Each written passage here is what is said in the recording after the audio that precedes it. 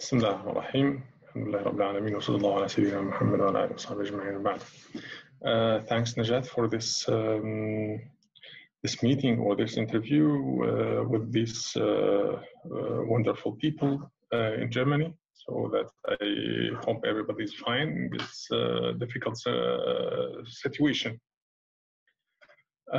Let me start first with the question based on, I assume that everybody read the book of Draz. So how do you understand ethics based on this book? What does ethics mean here? If we read the book written by Sheikh Muhammad Draz rahimahullah, so how can we understand ethics in his view? Based on his view.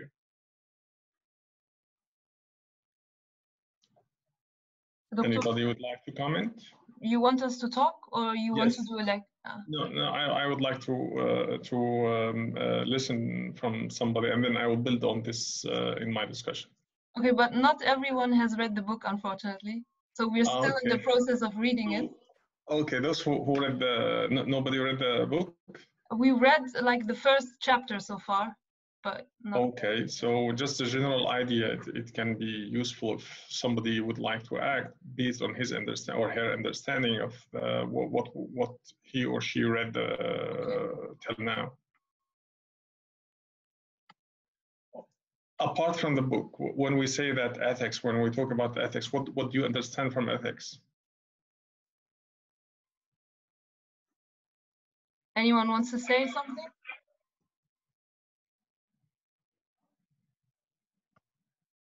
Nobody?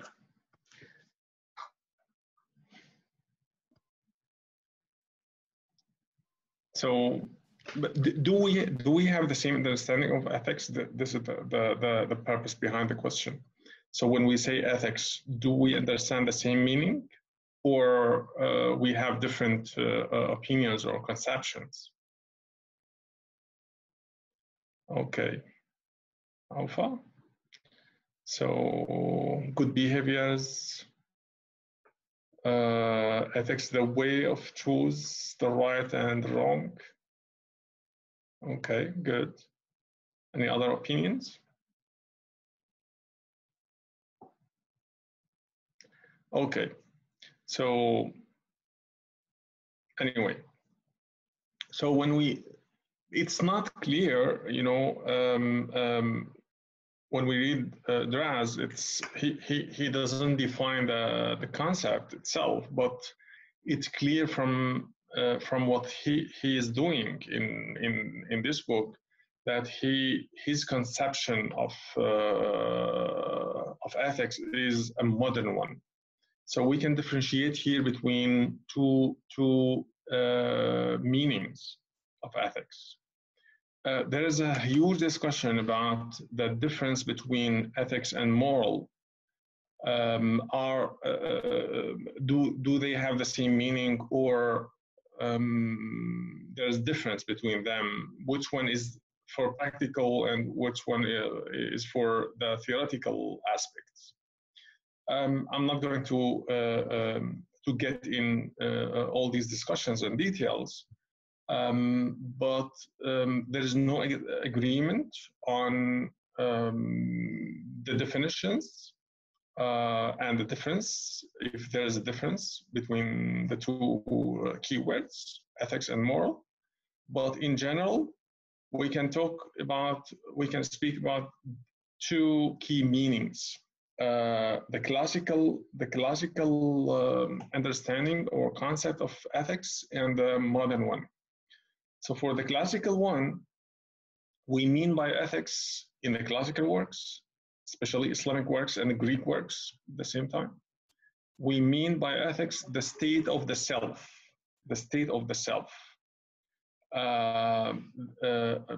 So it's when we say ethics, it refers to the status of the soul itself, or the self, that help us to understand the mechanisms behind our actions, how these actions, human actions, exist in reality, So the classical and the Greek conception or perspective of the mechanisms of actions, that all our actions are reflected by, are imposed by our soul.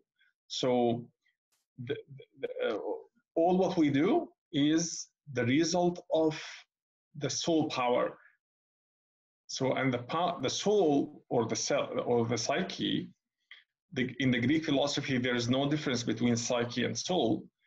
So the soul has three key powers. These powers motivate human being to act, and this is how our actions come from. Now, if you analyze this conception, classical conception of ethics, in the classical source, Islamic sources, it's hayatun. The definition usually is used like the following: هيئة راسخة للنفس حاملة لها على جميع أفعالها من غير فكر ولا روية. So it refers to the state of the soul that motivates a human being to, or motivate the body to act. So without thinking even. So when we think if we should pay for the dinner or not, then the generosity is not one of our khuluq, is not one of our virtues.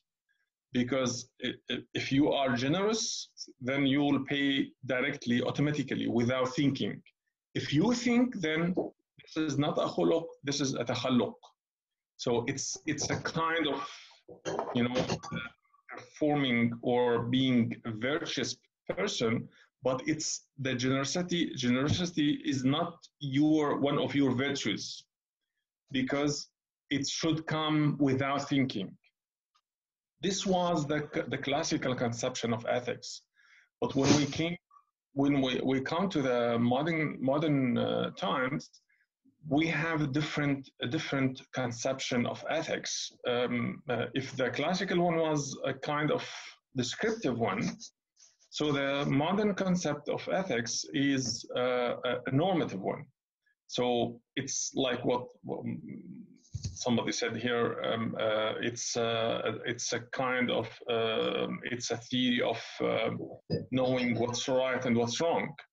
So this is a very general definition of ethics based on our modern conception or understanding. But I prefer to just to make it clear before we go forward to the book of Draz. So it's very essential to clarify the concept that we are talking about. Sorry, Dr. Mu'taz, 1 second. Najima, could you please turn off the mic? I would be very grateful if you could do. Okay. Okay, thank you. So I would prefer to define ethics as the following. I usually tell my students that what do we mean by ethics? We mean answering the following three questions. What should I do? How should I live? And the sources that help me to answer what should I do and how should I live? So it's simple like this. To answer these three questions, this is what we call it ethics now. So when we talk about what should I do, then we are talking about actions, and then we are talking about what we call it normative ethics. When we try to answer the question, how should I live, then we are trying to answer we are talking about what we call it now virtue ethics. So if the focus of the first question is on actions, then the focus of the second question is the doer himself. The doer himself, the actor, not the action itself. So, and the third question usually deals with the sources that we use or we consult to answer the first two questions. Then this is what we call it in modern philosophy, meta-ethics. Why? Because we zoom out and think of the system of ethics or the process that help us to analyze how we invent, how we conduct our rulings, and how we evaluate our actions and the lifestyle that we live. See? So it's simple like this. So what ethics means to answer these three questions, and these questions actually, they refer to three levels of ethics or three types of ethics. If we use the modern, the contemporary philosophical language, then we are talking about theoretical ethics or normative ethics, virtue ethics, and meta-ethics. I think now it's clear. Now let's move to the book of Draz. When we talk, I'm going to talk about 4 key points here. The background and the context of the book,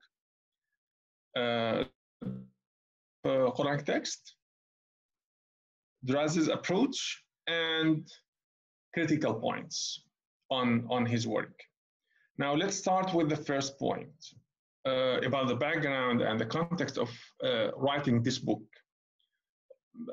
We should know that, knowing the context is an important element to understand the context of the book that we are dealing with and the author that we are talking about.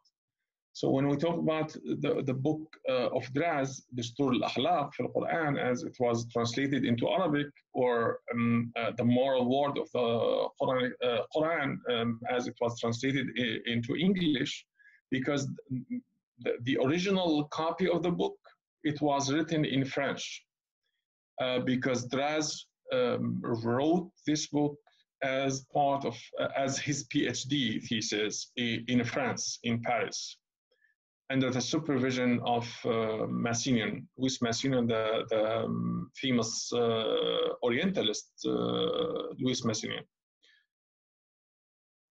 The context of the book was written in the context of the Second World War between 1941 and 1947. And it was written, as I mentioned, in the West, in France, specifically. And after he did his thesis, I mean, Draz, after he did his thesis, Al-Azhar University published the French copy of his book at 1950 in Cairo. So it was published in French at 1950. And then it was translated into Arabic, if I remember well, it was translated at 1973. The translator was Dr. Abdul Sabur Shaheen, the famous scholar. He died, the famous scholar in Dar al-Ulum, I think. He was in Dar al-Ulum or Cairo University. So Abdul Sabur Shaheen published the book at 1973. This means that the book was published in Arabic after Draz died. So Draz himself, he only published his book in French, and he didn't see the Arabic version or the English version even. So when why do I refer to the context? To understand how Draz tried to separate himself from the context, because if you read the book, you will not find any indication to the context that he was living in during the Second World War. So this refers to to an idea that he was much involved in the philosophical discussions, not the practical one, or not the contextual one. So it might be that he was his aim was a philosophical one, at presenting a moral philosophy or a Quranic moral philosophy. So it seems that he purposefully worked free from the compelling context of war, despite that his active role in politics before Egypt got independence, and during his residence in France, through the clubs of refinement and education founded by Al-Fudayl al-Wartalani, the Algerian scholar at that time. So he was an active person, but if you read his book, you will find him purely scholarship or scholar work. So he didn't get in details, or if he didn't refer to any contextual information or indications even. Now, in his introduction, if we analyze his introduction, Draz criticized the Western scholars of ethics for their silence on the Islamic or the Quranic ethics. So it's clear from his critiques to these previous works or literature review that the Orientalists didn't give any attention to the Quran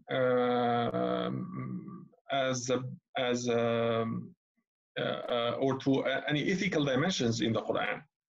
So he criticized this clearly after listing some previous works that tackled the issue of ethics. And he admits at the same time that the Islamic library is also lacking special studies on the ethics of the Quran.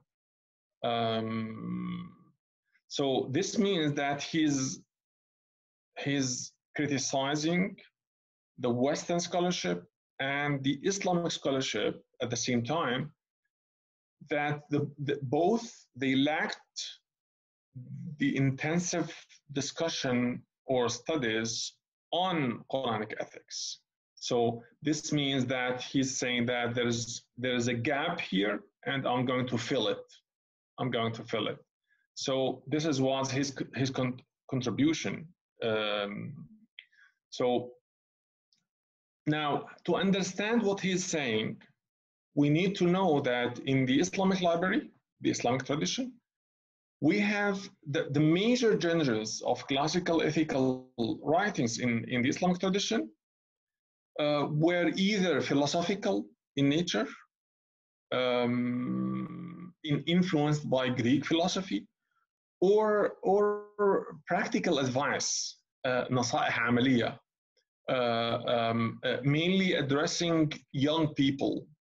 So Draz offered his view on the moral world of the Quran in this context. And this is why we will know, as we will see later, that he was the first and the pioneer one who studied Quran as a book of ethics, or studied the ethical dimensions of the Quran, because we have a huge literature on Quranic studies in the classical time and even in the modern time, but none of them, you hardly can find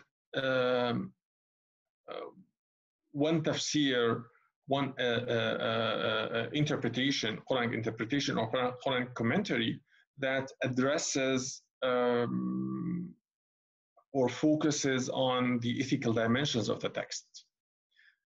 But at the same, in contrast, we have many Quran commentaries focusing on linguistic issues or fiqh issues, or even historical dimensions, or Sufi commentaries, or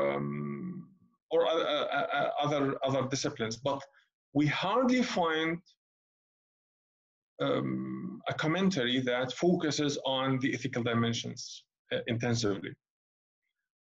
Now, let's move to the second point, that to talk about his approach. How much time do I have, Najat?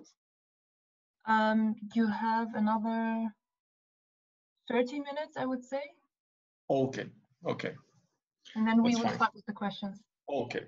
So now, about his approach, Draz, like many reformist theologians, endeavored to return to the early sources of Islam, essentially the Quran and the Sunnah. Many reformists, including Muhammad Abdu, Rashid Rida, and others, they try to focus on, or to return back to the early sources of Islam, to avoid what they call taqlid, to avoid taqlid, the imitation, and to try to formulate or provide a new perspectives of Islam that help us to, or help them to establish an Islamic reform movement in the modern time, in the 19th century and 20th century. So Draz comes in this context. Those who were much interested to go back to what they call raw texts.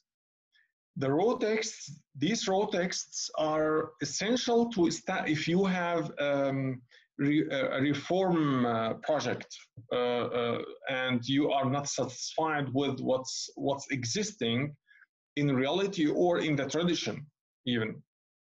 So he went back, he returned back to the early sources, to Quran directly in this case. And for him, it is necessary to present the ethical vision of the Quran for two objectives or two purposes. Number one is to seek for historical objectivity, to avoid to pass all these traditions and to go back to the pure moment of the text, and to come with a fresh interpretation and fresh reading of the text, the revelation. And for the second objective or purpose is that we need to it's necessary to present the ethical vision of the Quran for its inseparable value in deepening our understanding of the ethical problem itself. So by going back to the text itself directly, we are trying to avoid the historical experience and go directly to the pure moment, what we think that it's pure. And I will criticize this later. I don't support this understanding, but I'm just trying to explain to you how these people thought of this idea, and to deepening our understanding of the ethical problem itself. Now, for Draz, the tradition was so colored by the theological and ideological affiliation of its protagonists, and that it cannot reflect the real essence of the Quranic ethics. So again, I'm just quoting here. I'm quoting him here when we talk about the real essence of ethics, of Quranic ethics, because nobody can claim that he knows or he has the essence, the real essence of the Quranic ethics, because it's always an interpretative process. So these are our interpretations of the text, not the text itself, not the pure text. Now, it's noticeable to realize that this critical disposition of Draz left shadows on his theology, which crossed the borders of the Sunni Ash'arite theology that used to be the typical of the Azharian education. Now, for the ethics, if we will say that we are talking about practical ethics and theoretical ethics, then in the practical ethics, in respect of the practical ethics, Draz adopted comprehensive survey and logical order of the Quranic verses without abiding by the traditional order of the Mus'haf. So you can realize this by, if you go back to the end of the book, you will find he listed many Quranic verses, and he classified these verses based on logical order, not based on the traditional order of the Mus'haf. So he tried to list these verses that he considered as the ethics of the Quranic verses on ethics. He listed them at the end of his book. But if we go for the theoretical ethics, so Draz acknowledged at the very outset what many late scholars maintained when they say that Quran is not a book of philosophy, of ethics. So it's not a book of philosophy, and it's important here to mention that even Majid Fakhri, when he came later and published his book Ethical Theories in Islam, he published this book in 1991. He dedicated a chapter to talk about the Quranic ethics and the scriptural ethics, and he came to the conclusion that there is no ethical theory in the Quran.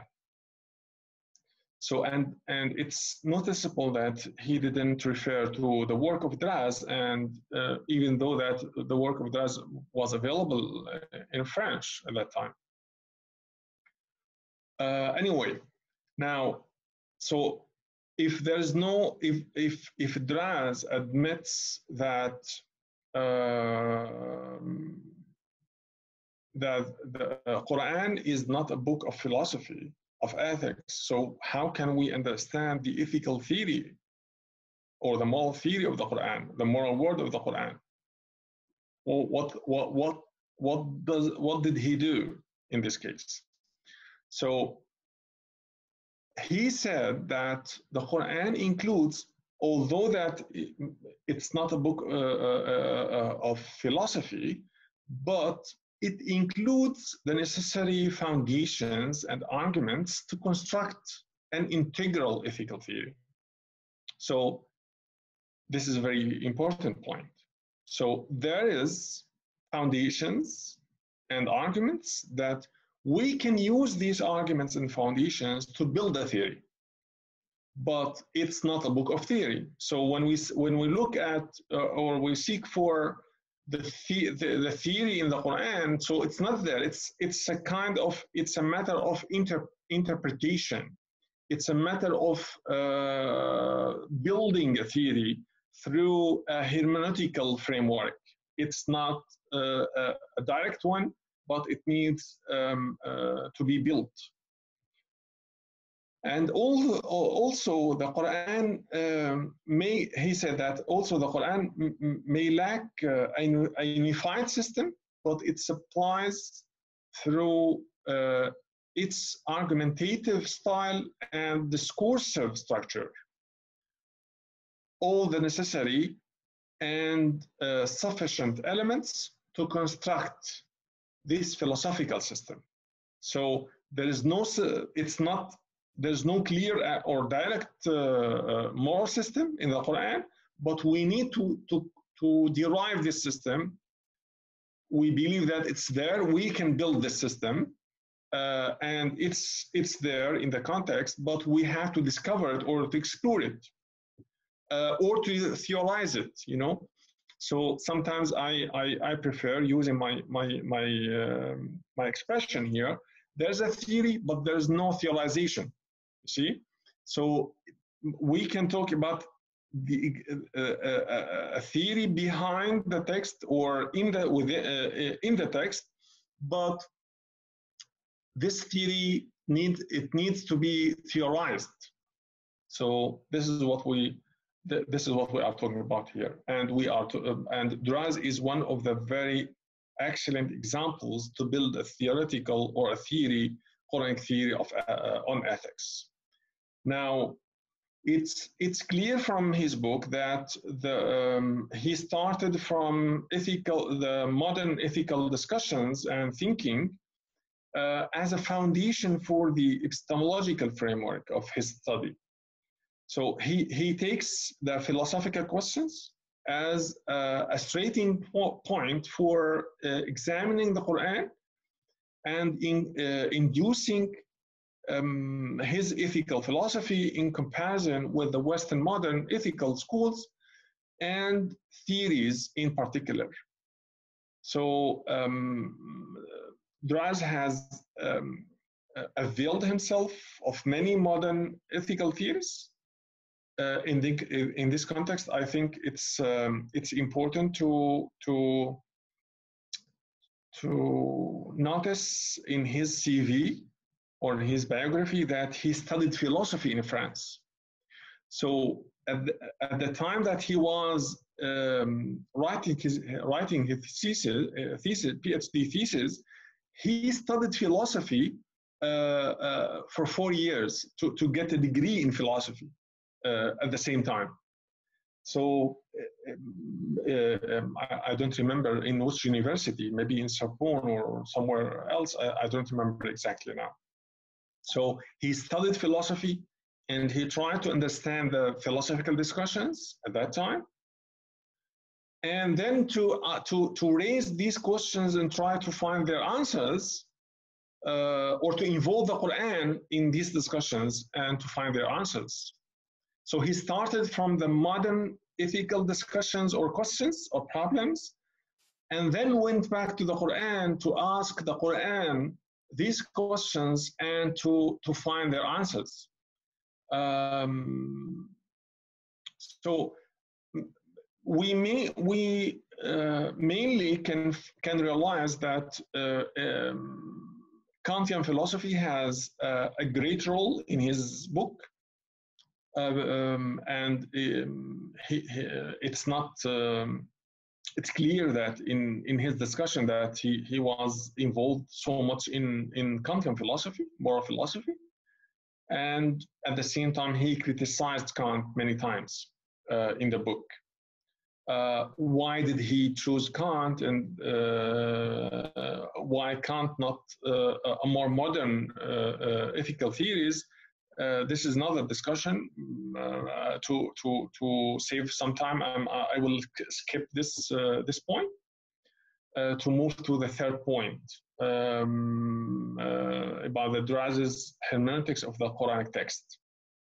He adopted mainly an absolute and synchronic reading of the text.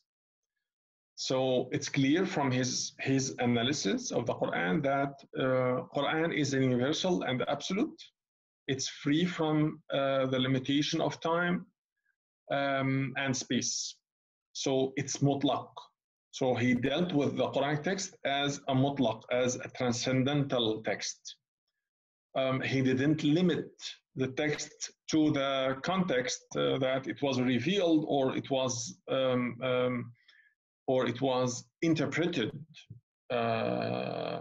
So this is clear in his book or in his interpretation or understanding of the Quranic text.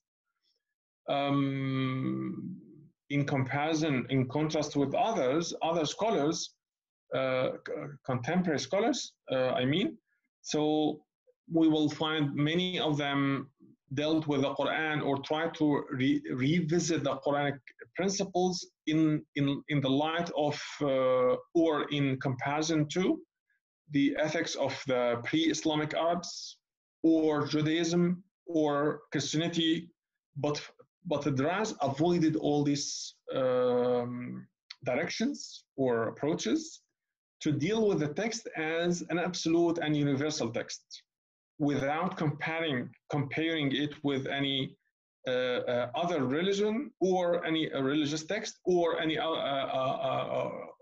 other contextual moral system, like pre-Arabs, for example. Sorry, pre-revelation text. I mean the Arabs, pre-Islamic Arabs moral system.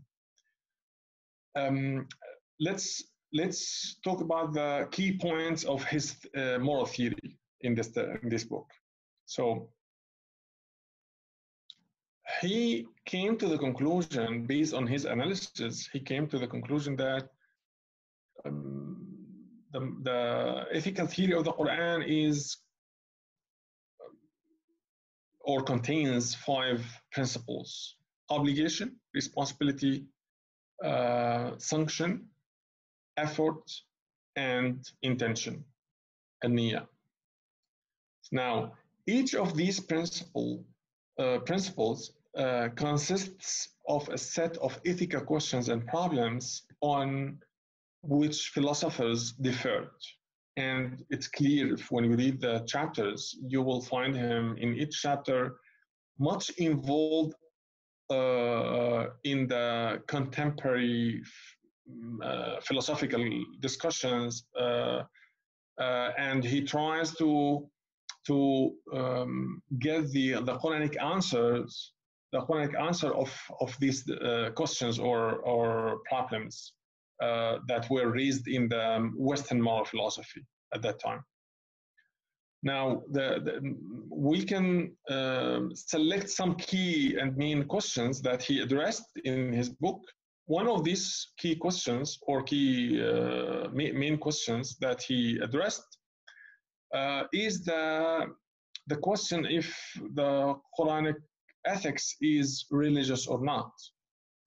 And this is one of the points that shows his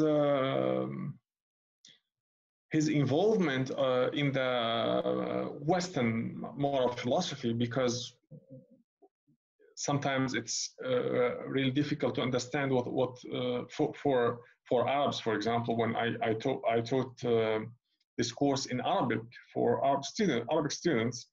So it was difficult for them to understand what does it mean, what does this question mean if the Quranic ethics is a religious one. But maybe in the Western context, it's understandable, because the concept of religion here, or religious, has different meaning because it refers to the secular context. And when they say religious here, they refer to what they consider as a private or individual matter or inner. So, but when we move to the Arabic discussions, then it's really difficult to understand what this question actually. So he means by religious here specifically the relationship between the human being, the individual, and the divine or God. So this private relationship between a human being and God. So does Quranic ethics or is Quranic ethics a religious one? And this is even the Kantian. This is a Kantian issue. Even in you can realize this from the Kantian philosophy. Even again, because Kant tried to secularize the religious ethics and to based it on rationalism as a universal issue, to avoid any religious reference of to this ethics. Why? Because they consider in the secular discussions, they consider religions as a private matter, and they are unable to be universal. So when they talk about universalism, or universality, they talk about other rational issues or rational discussions or rational references, not religious references, because they consider religions as a private issue and unable to be universal. Now, for the rest, the Quranic ethics is not religious for many reasons. Based on that, in terms of this sense, for religious or religion. So it's not religious. Why? He said that because it's not only concerned with organizing the relationship of mankind and the divine, since it can easily be seen that no aspect of a human activity escapes its law, because the divine law governs all our aspects and actions. Then it's not religious in the sense of the private or individual choices, or inner only, not outer. Now, the second reason why it's not religious, in his opinion, because he said that because it will not only be verified in heaven. We are not, the verification of our actions and these ethics is not just in the day after, because we are talking here about two powers: moral conscience and legal institutions. So, and this is the second reason why it's not religious ethics in his opinion. The third reason that he said it doesn't find its inspiration. I mean, this ethics doesn't find its inspiration in fear and hope, بين الخوف والرجاء, or its justification in an arbitrary transcendental will. For the Quran, constantly appeals in order to justify its commandments to the demands of human reason and feelings. So there is a kind of rationality in this, in the Quranic ethics, and there is a kind of reasoning, ta'lil, in this ethics. When there is a command, Quranic command, then there is a kind of rationality or rationalizing of this command, why and the purpose behind this command, and etc. So it's always attached, the meaning or the purpose or behind this command. It's mostly attached to this command itself. So, and this is why it's not a kind of arbitrary transcendental will or divine will. So no, because it's rational and it's understandable. It's understandable. It's not a command for the sake of command, but there's a purpose or a meaning behind this command, these commands. He said that there's only one exception for the Quranic ethics in this case, which is intentionality. The intentionality is the only thing that, the only point at which the religious aspect occupies the entire field of conscience. Because the aim of the believers, as I will quote him here, the aim of the believers act of obedience as he performs his duty must neither be the riches of this world, nor the joy and glory of that next, nor the satisfaction in his own feeling of benevolence, nor even in the perfection of his inner self. It is God himself who must be in mind. This is the end of the quote. So this means that his, he take out the intention, and he considered only the intention to be the religious matter in this case, because intention is something inner, and nobody can judge or evaluate the intention of others, and only God can do this. And this is why it's religious. It's not non-religious issue. Again, in terms of the sense that I explained for what's so-called religious here. Now, the second point, I will try to end up here, or how much time do I have? 5 minutes? 5 to 10 minutes, yeah. Okay, good. So another question concerns the central idea of the ethical system in the Quran. Draz maintains that there's one fundamental virtue in which all commandments are condensed.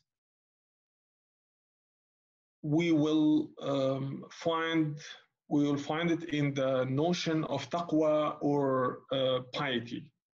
So he considered piety as a key value in the Quran, a key virtue that governs the Quranic system, the Quranic moral system. Now, what is piety here? How did he interpret piety here? So it's interesting. His interpretation is interesting here. So he interpreted piety or taqwa as the deepest respect for the law. And this, you can realize clearly the influence, the impact of Kantian philosophy on Draz in this point, for example, because Kant gives much respect to law, and in this case, in this context, in this point, Draz is trying to reinterpret taqwa in the lens of Kantian philosophy as a deepest respect for the law.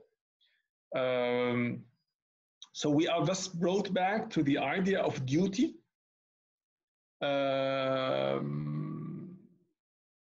as it was mentioned by or stated by Kant. But the only difference here with Draz is that he gives this idea of duty the realm of emotion as a motive of the will, because it's not just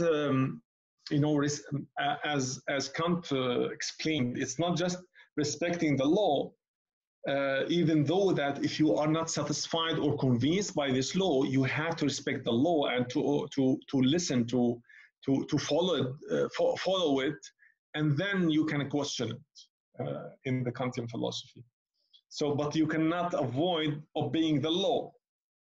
But with Draz, it's respecting the law, but with emotions here, with the realm of emotion as a motive of the will. So still it's trying to, it's a kind of Islamic interpretation or finding a parallel of respecting the law, but with emotion. This is the key difference here. When we read some Sufi works about taqwa, we can find a rich discussion about what taqwa is, what piety is, and how can we interpret it in more ethical way than interpreting the taqwa in the legal perspective. Now, let's end up with some critical notes.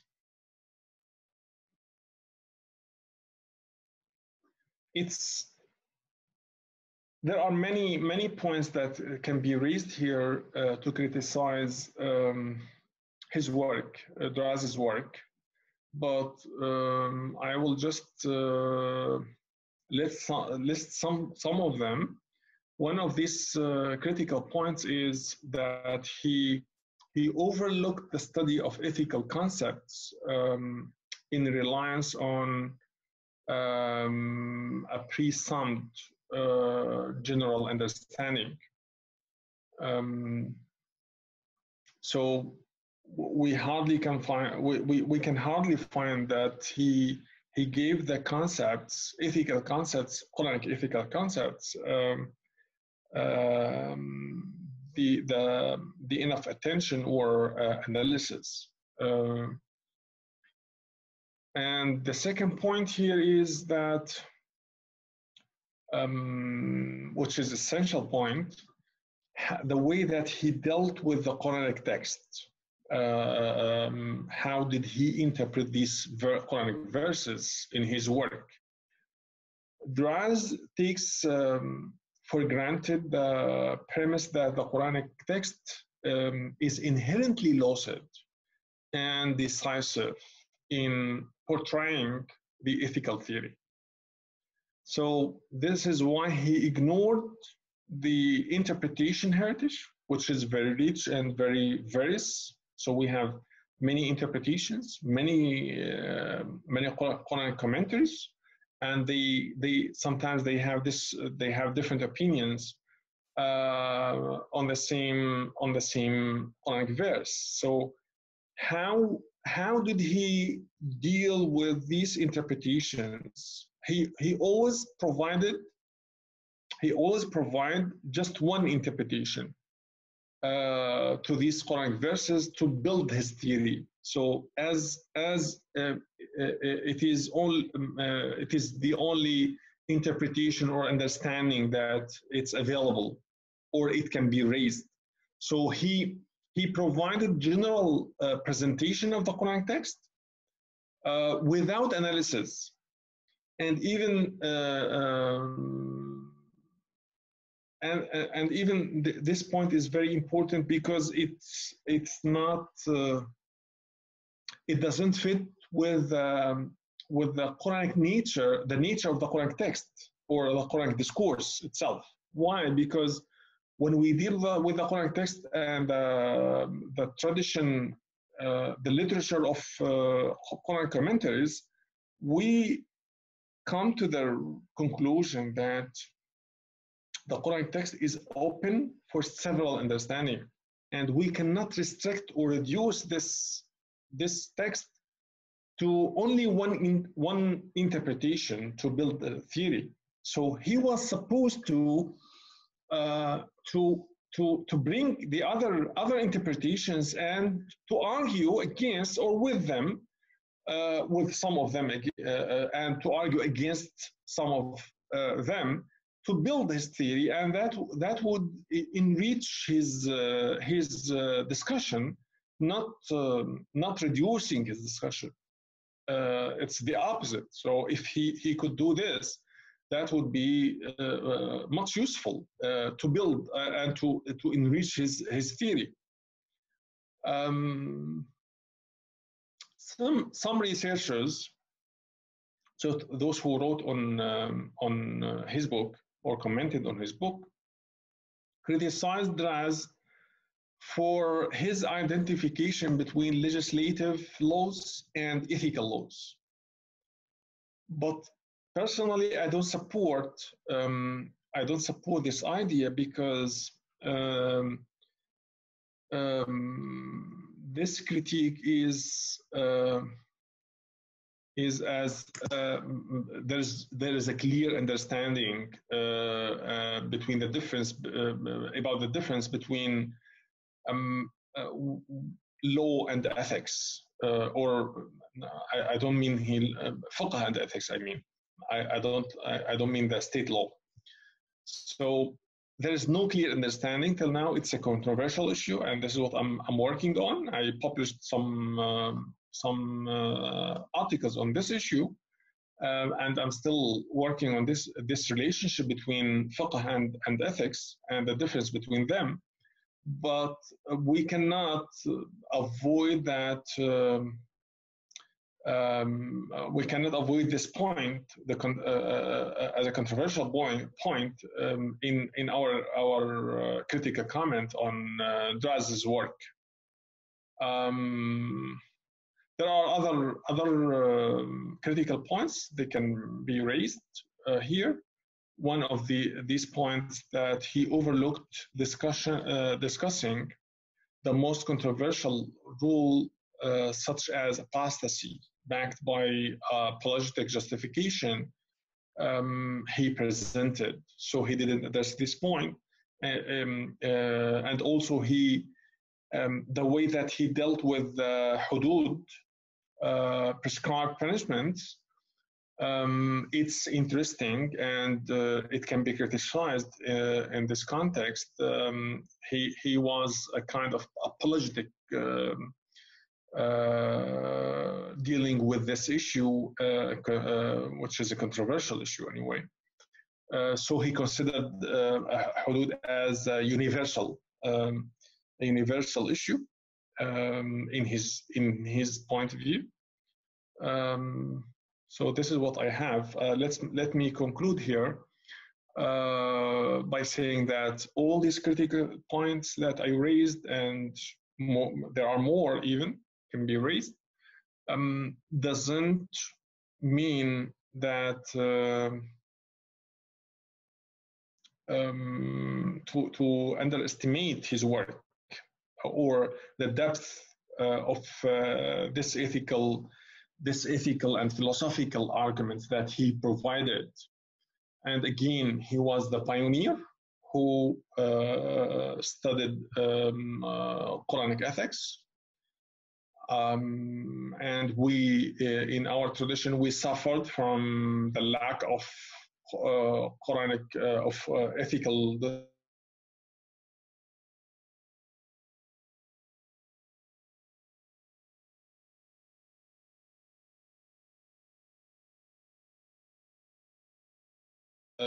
pioneering of a comprehensive thematic interpretation of the Quran. And this approach was developed later after Draz, what we call it tafsir al-mawdu'i. So his book is a kind of is an example of this applications of this approach, thematic approach of the Quran. And one of the key interesting ideas or notions that he provided in his book is what he called it in the Arabic translation, al-juhd al-mubda'. We can translate it into English as a creative endeavor or creative reasoning, which gives the human being the space to evaluate his actions or her actions, and to move between two limits, the minimum and the maximum, and to try to find his or her evaluation of the action itself, which refers actually to the prophetic report, which says, consult your heart, استفتي قلبك وإن أفتاك المفتون أفتاك. Consult your heart, even though that the muftis issued their fatwas. And this point actually was mentioned in the beginning by Imam Shatibi in his book. And it seems that Draz developed this idea, but he didn't refer to Shatibi. But I know that I studied this point in the work of Shatibi and gave some clarification about it in my study on Ayatul Akhlaq, which is published in the Journal of Islamic Ethics in the first volume. And that's it. Thank you very much. I hope that it was not boring. No, thank you very much, Dr. Mu'taz. Jazakallah khair. It was a very insightful lecture. So I will open the floor for questions now, but I want to start with, we have some students who are reading the book with me, and we prepared a couple of specific questions, and then I will open it for everyone else to ask. Okay. So the first question is, Jaz argues the Sunnah is not a strict obligation that one has to fulfill, so it is only recommendable. Yet to what extent does it have an impact if a Muslim randomly decides, according to his mood, which Sunnah to follow and which not? And the question here now is, shouldn't it be based on the principle that if we believe in La ilaha illallah, and therefore practice indispensable duties such as the prayer and fasting, we would also need to fulfill actions and duties such as following everything the Prophet did, when we believe that Muhammad Rasulullah. Okay, interesting. So the idea that I think the point here is that how can we interpret the command, al-amr, in the Quran and Sunnah? So we have one of the classical opinions in the Islamic legal theory, usul al-fiqh, is that al-amr in the Quran, the command in the Quran is obligatory, and the command in the Sunnah is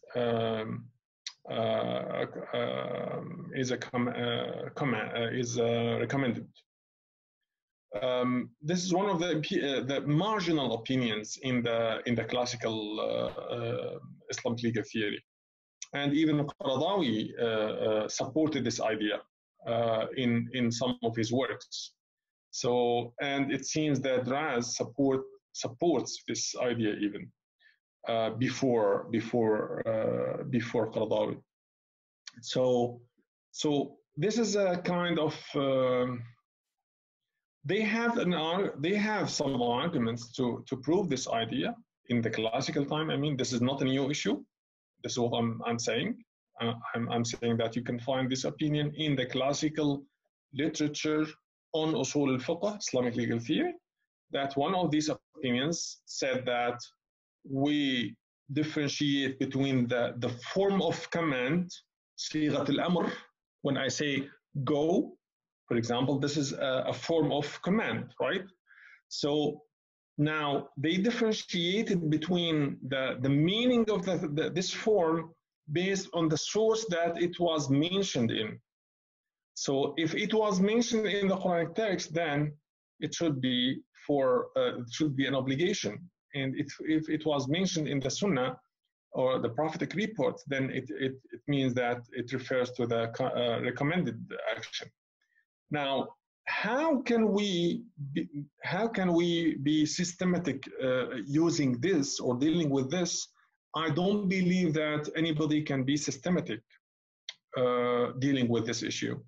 If you follow Al-Qaradawi, for example, himself, you will find him contradicting himself in this case. Because if you are going to say that, you know, Al-Amr in prophetic hadith is just for recommendation, so then you have to stick with this all the time, right? So you cannot be selective. But I think they cannot do this, and it cannot be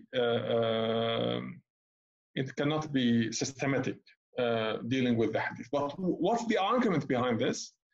for those who supported the idea. The argument is that the Quranic text is comprehensive, and then the Quranic text is authentic for sure. It's certainty authentic. Whether but this is not the case with the prophetic reports, and we have disagreements about the authenticity of some ahadith or many ahadith even.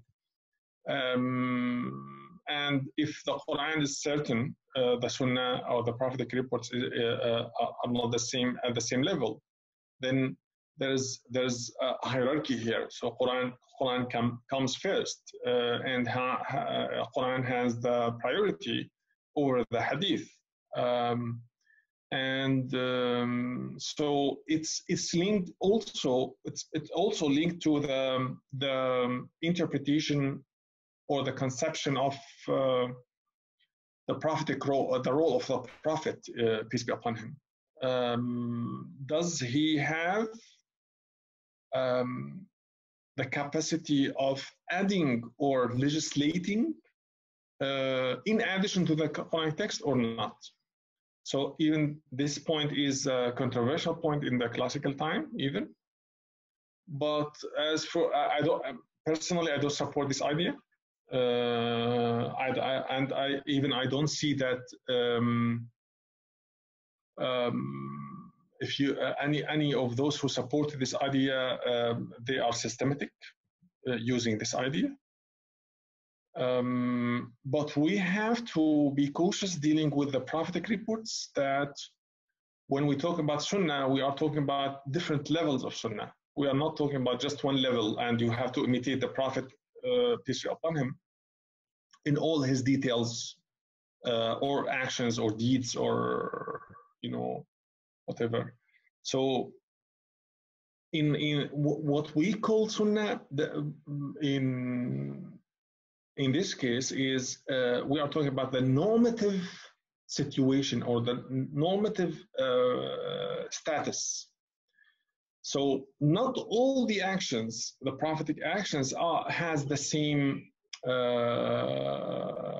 Not all the prophetic actions have the same normativity or the same degree, because sometimes the prophet is a human being at the same time.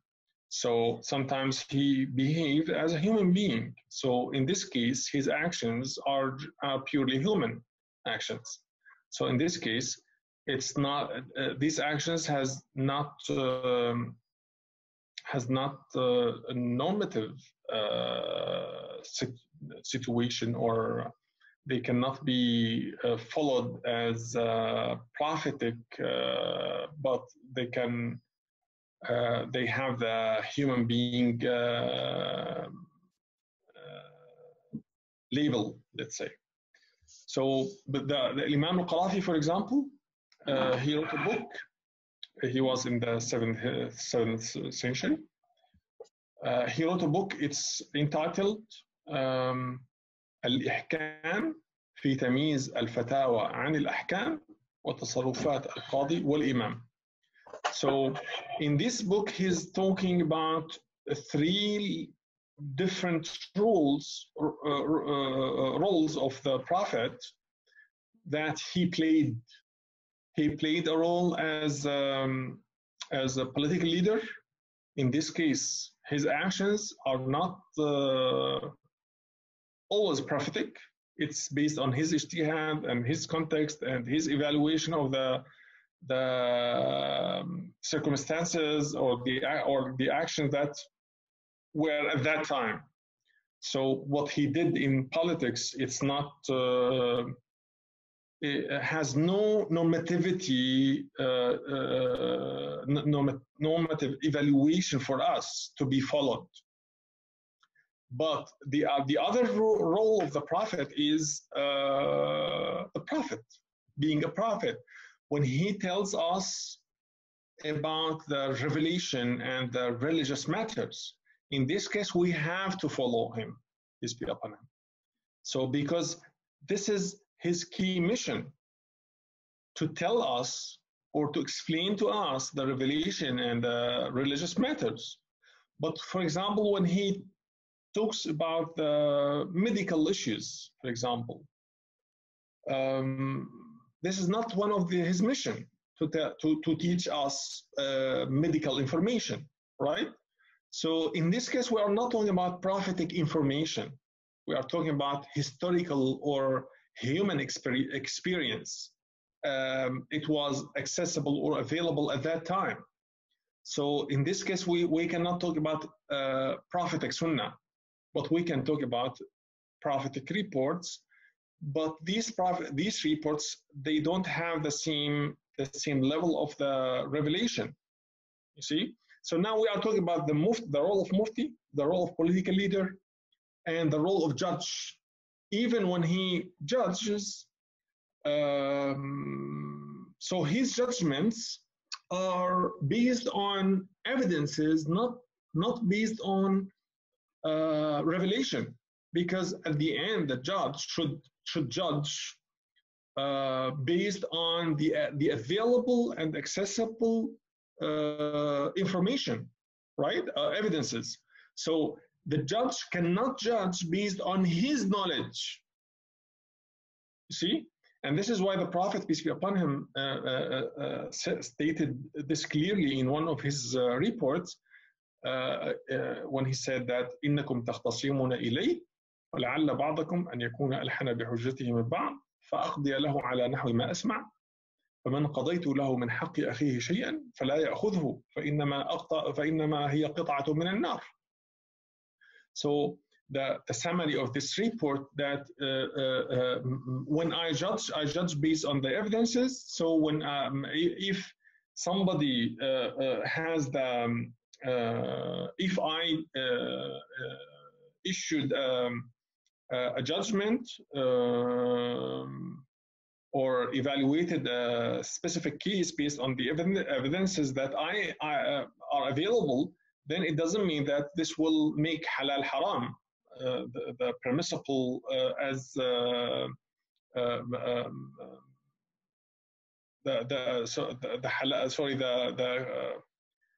prohibited permissible.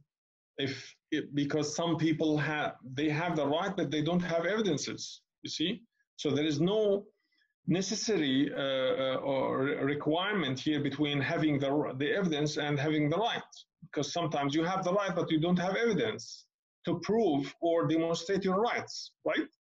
So his judgment doesn't change the reality in fact in itself, doesn't change the true in itself, because at the end we have to judge based on the apparent evidences, not based on our knowledge or revelation even. So that's it. Thank you, Doctor. Another two, I'm gonna ask the two questions together so that you can answer them, and then we open for the others. So one is like, according to Draws, the believer has two lights, right? He speaks of two lights in his heart, which guides one to moral right. So one, the natural gift of every human being to recognize good and bad, and then the second, revelation as a second guide. So the non-believer, however, has only one light, he says. So could one assume then that an atheist, for example, is more inclined to act morally incorrect than a believer? This is the first question. I'm going to ask the second one and then, okay? So the second question relates to the use of urf in the jurisdiction of a region that is far from implementing the morality of Islam in some aspects. So for example, the standard of living of an individual according to urf in a consumer society. So how is urf to be used in matters where the urf moves away from the Sharia, but the individual decision may not contradict the Sharia directly? So society and the economic system are geared towards consuming more and more, but Islam is geared towards living modestly and moderately. And nevertheless, in terms of supply and standard of living, you are guided by the urf, which may, however, drive you away from Islamic values. So this is the second question. Okay. as for the first point about the double light, this idea was mentioned at the beginning by Imam al-Hakim al-Tirmidhi. Imam al-Hakim al-Tirmidhi, he lived in the 4th Hijri century. He was the first one that to the best of my knowledge, who mentioned this idea that he talked about double lights. The first light that is in the heart of the believer, and the second light is the revelation. And he was speaking about when the light of the revelation comes and meet the light of the heart, and then this will strengthen the truthful or the truth. So, and at the same time, when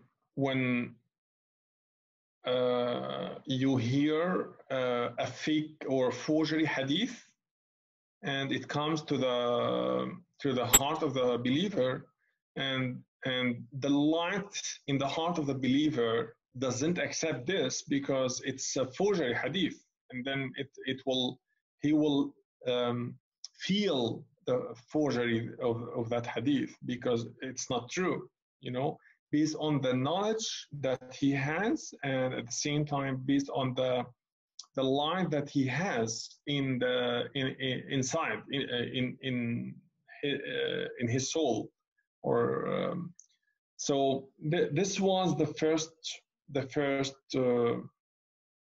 mention of this idea. Now, how this idea was introduced by Draz is in his book.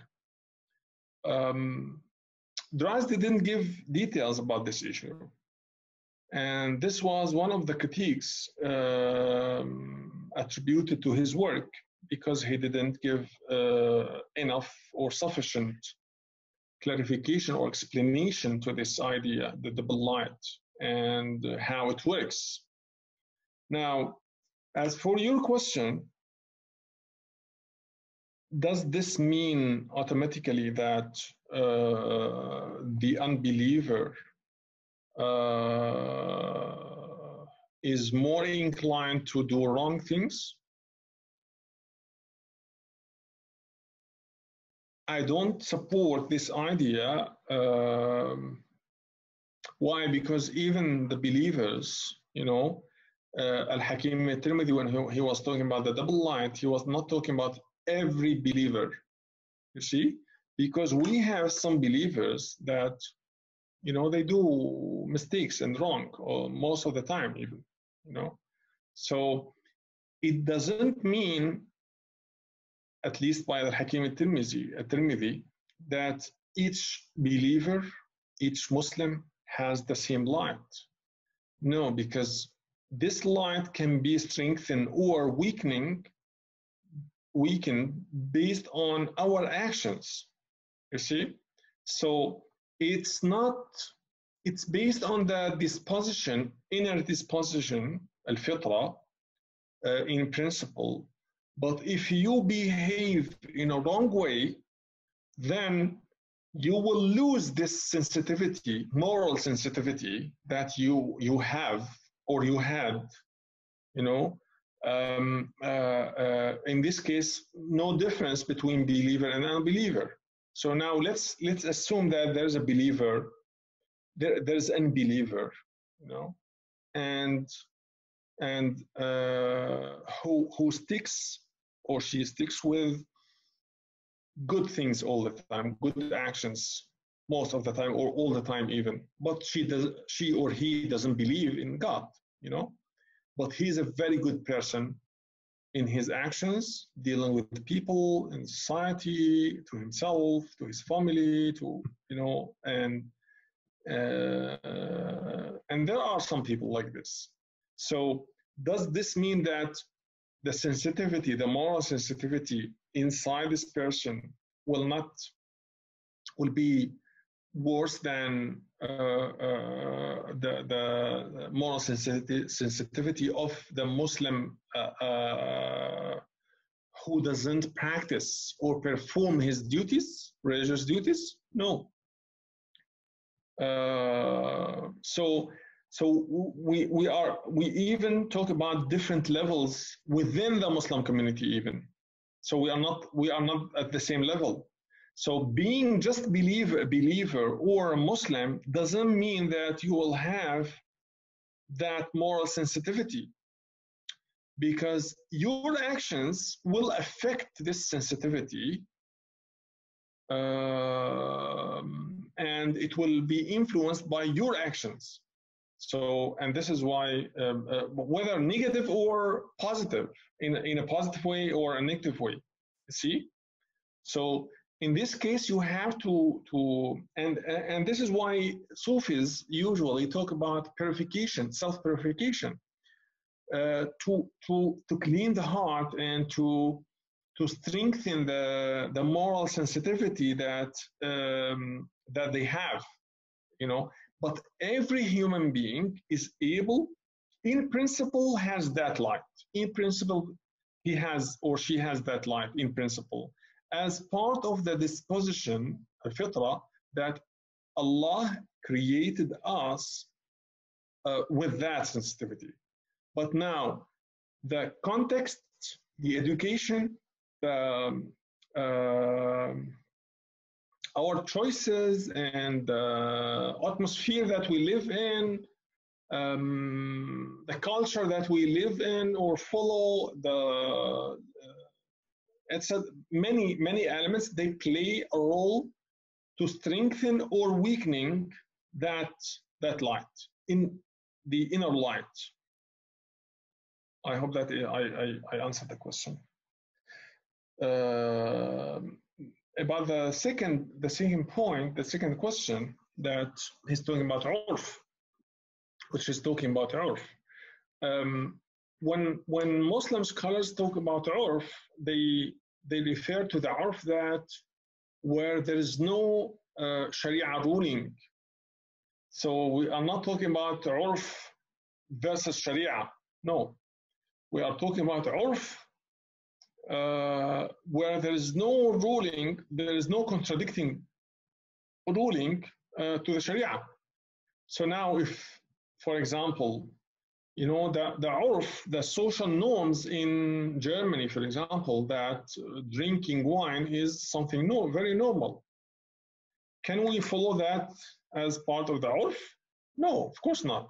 Why? Because this urf, this social norms, or this cultural norm, is contradicting a very basic Sharia ruling, which is that wine is khamr is haram, you know, is prohibited.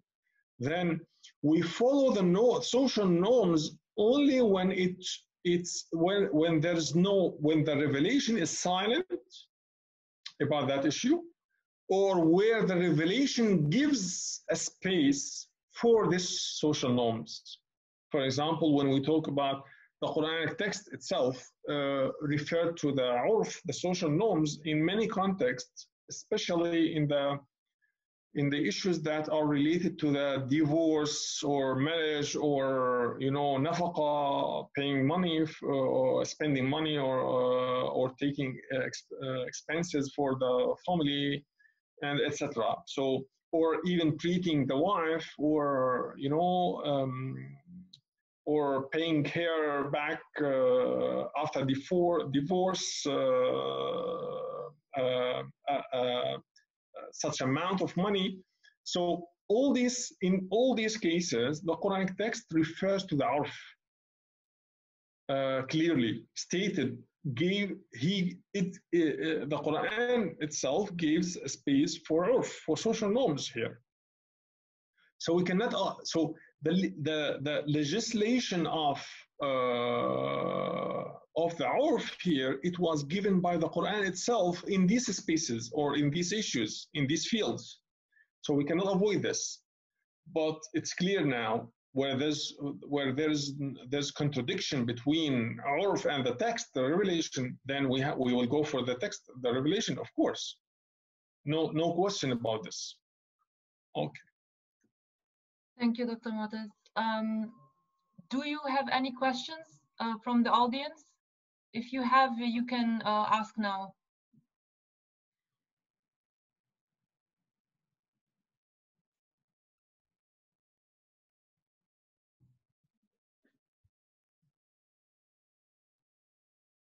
No one has any questions? Oh.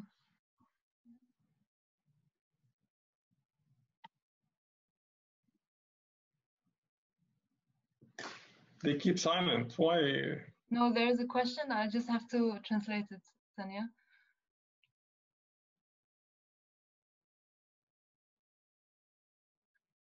Okay, so she's asking, did the opinion of meinst du westliche Gelehrte, muslimische westliche Gelehrte? Ja, oder?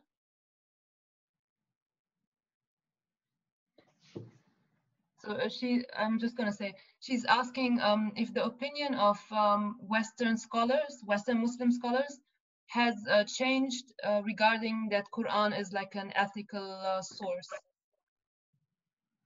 The Western? Yeah, Western Muslim scholars. Okay.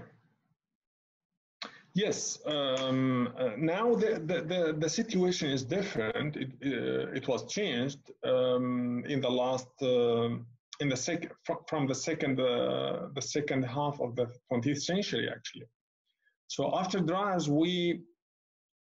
we had different works on Quranic ethics in English, after Draz. So including Toshihiko Izutsu, for example, that he's a Japanese scholar, that he published a few books on Quranic ethics. He provided a new framework or new methodology for studying ethics in the Quran. So he focused on the concepts and the moral language of the Quran. And he has his own approach, which is different from what Draz did. And his approach is semantic approach. And we had even another study written by Dawood Rahbar. It was published in the second half of the 20th century. It's entitled God of Justice, Rabbul Adala. And he provided justice as a key value. If Draz said that the key value or the key virtue in the Quran is taqwa, piety, so Dawood Rahbar said that the key value in the Quran is justice. So he came with another interpretation, and we have other scholars that who published studies or books on Quranic ethics. So, and now we have, in current time, I established myself a new course called Scriptural Ethics in the College of Islamic Studies in Applied Islamic Ethics program. We have Applied Islamic Ethics program, MA program, and in the last year, I established a new course, which is the first of its kind in the Islamic studies programs around the world, even. In Christian, there is scriptural ethics in Christianity and Jewish, but in Islamic studies, there is no. And I established this course, and it was taught for the first time last year. I taught this in the last year. So now the situation is different, and and even if you look at the Journal of Islamic Ethics, I published a thematic issue in the first volume of the journal. It was on Quran and ethics. So I dedicated that volume to discuss the ethical dimensions in the Quran or the Quranic ethics. Yeah, and there are other studies. Now, the situation is different from what Draz was talking about in the middle of the 20th century. So he was talking about that at 1947, as I mentioned before. Now we have many studies. Now there is a literature on Quranic ethics. So it's almost different. There's another question. What is the role of the maqasid in defining Islamic ethics? This is a good question. You will find the answer of this question in one of my lectures on YouTube. I talked about maqasid and ethics. If you search for maqasid and ethics on YouTube, you will find a full lecture on this issue. So just to save time, you can go. I will refer you to that lecture. Okay. Any other questions? You can also speak. You don't have to like write it in the chat if you want.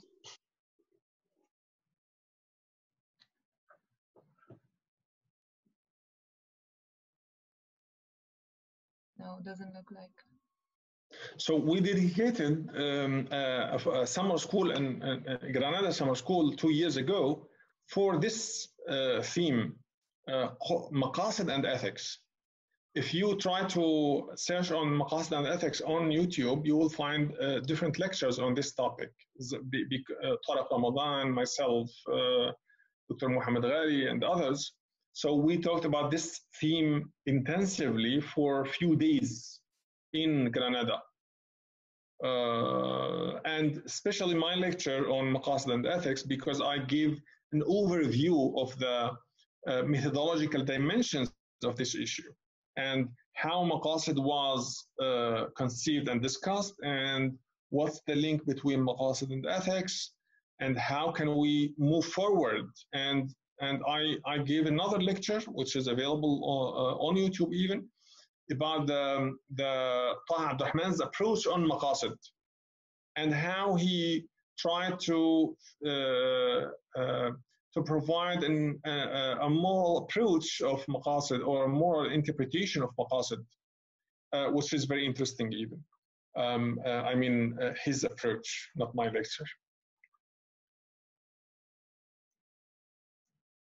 Okay, so you guys don't have any questions?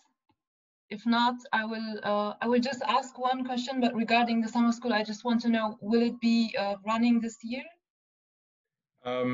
We are not sure, but we can, sorry. So, yeah, it will be done. Inshallah, it will be organized. It will be on ethics, Islamic ethics and pandemics. Okay. And we will do it, inshallah, in collaboration with Leuven University in Belgium. But based on the current situation, I think it will be online. Oh, okay. Yeah, I don't think that things will get over soon. I think this difficult situation will take time. Okay. Yeah. Thank you, Dr. Mu'taz. Thank you for your time. Thank you very much. Okay, then that's it for today. Thank you guys for being there with us, and thank you, Dr. Mu'taz, very much for your time, and jazakumullah khair. Assalamu alaikum. Wa rahmatullah.